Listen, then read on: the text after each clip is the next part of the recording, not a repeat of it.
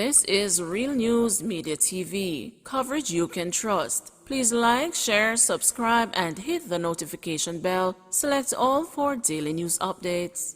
Good afternoon, my Real News Media TV family. Welcome back to the channel for another news update for December 29, 2022. And in the news this afternoon, a farmer chopped to death in Manchester. Police are probing the chopping death of a farmer in Silent Hill near Christiana in northeast Manchester on Wednesday night. The deceased has been identified as 71-year-old Patrick Lewis, otherwise called the Bull, a resident of the area. A police report said about 7:25 p.m., a passerby stumbled on Lewis's body in bushes on a roadway and alerted the police. The body had multiple chop wounds to the face. Statistics from the police show that up to December 27, Manchester recorded 55 murders since the start of the year, when compared to 33 for the corresponding period last year. More victims of illegal land sale in Bernard Lodge emerge. More than 2 months after investigations were launched into the illegal sales of land near Clifton in Bernard Lodge, St. Catherine, more people have come forward claiming that they have been defrauded. About 10 illegal structures on the land were demolished in October. A day before the demolition, Prime Minister Andrew Holness told the Parliament that gangsters had been selling the lands under pretext of ownership or building on them. Speaking with the news on Wednesday, Member of Parliament for St. Catherine Southern Fitz Jackson, who has been in dialogue with the Sugar Company of Jamaica Holdings, said the unauthorized purchases are beyond the notice number that was given.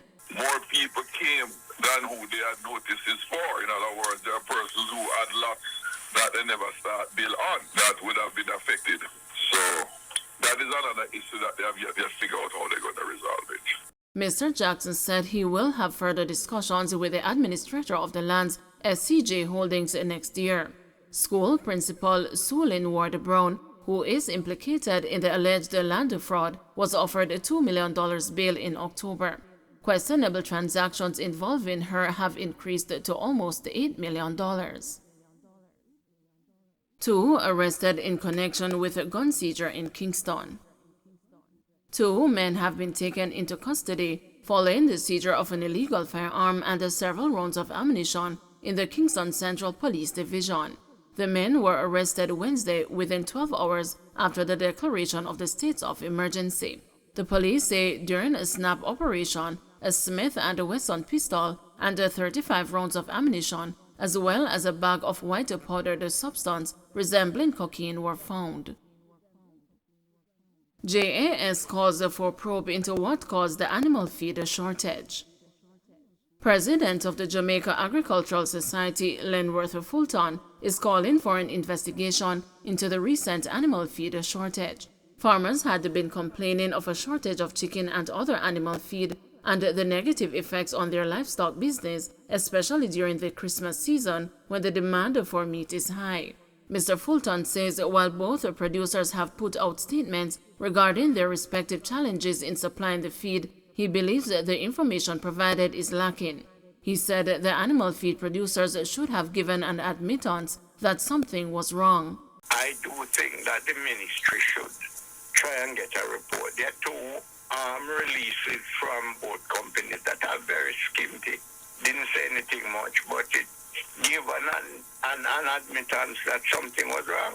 But since the companies didn't say anything much in their statements, Mr. Fulton wants the Ministry of Agriculture to request a report of what caused the shortage.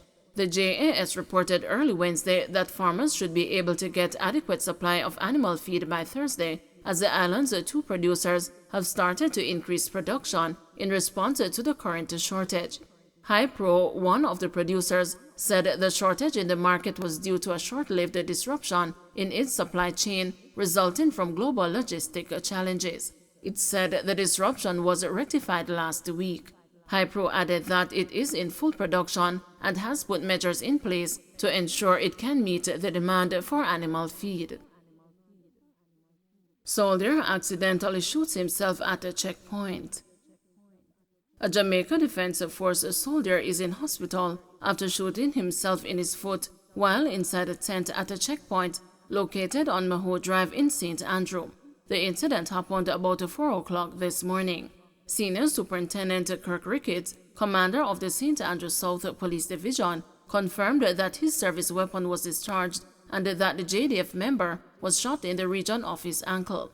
He was rushed to the hospital by the police. Ricketts said the last update he received was that the JDF private was in stable condition. He is expected to survive.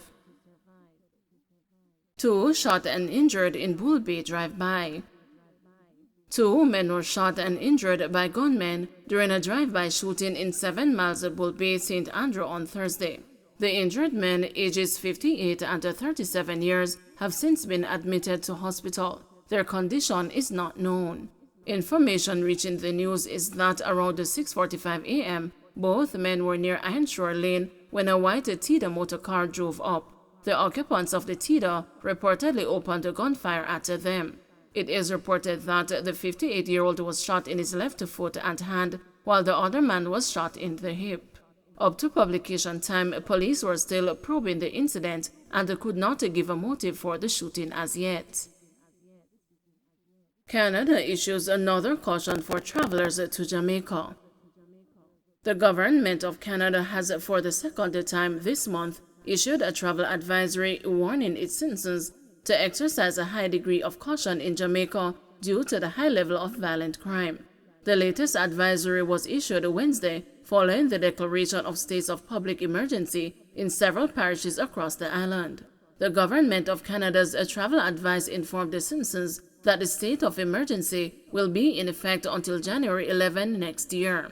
It said during this period, security forces have greater rights to conduct searches, seizures, and detain persons of interest. It warned the citizens that if they are traveling in the affected areas, they may be subject to searches by security forces.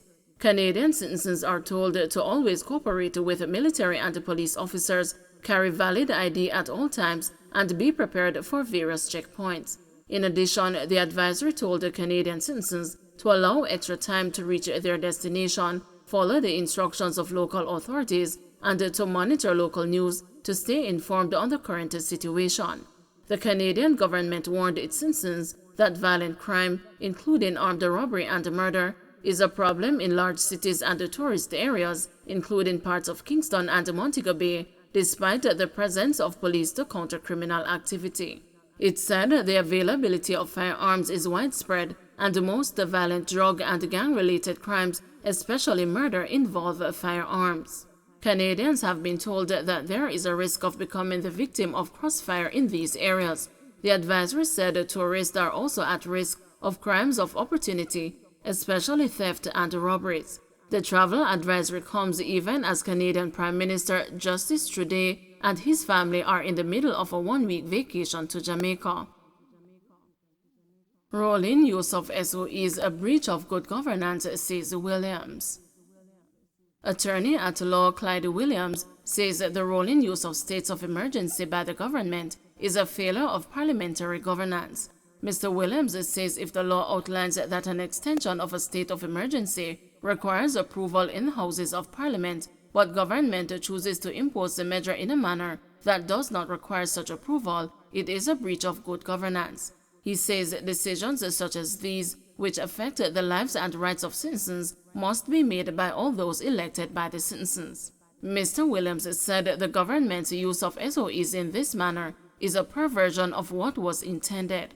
The government has embarked on a course which I consider to be outside of the parliamentary scheme, which is if 14 days pass and you wish it to continue, you must go to the parliament and have the people's representatives. The fact that the government has sidestepped the people's representatives in relation to this is of concern. Now, it's action that we decide intent from, not what people say alone.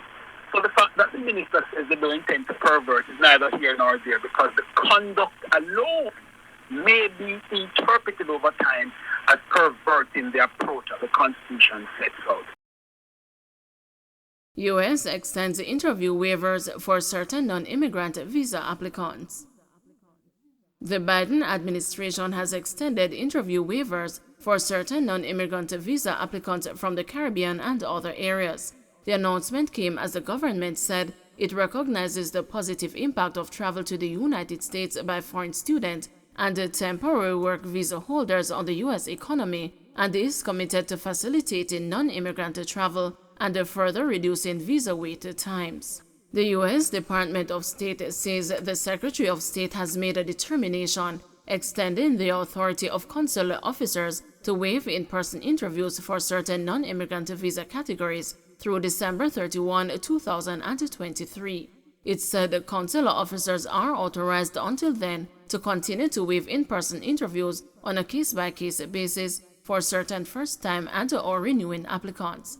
The State Department said these categories of visas are for temporary agricultural and non-agricultural workers, H-2 visas, students F and M visas, and academic exchange visitors academic J visas.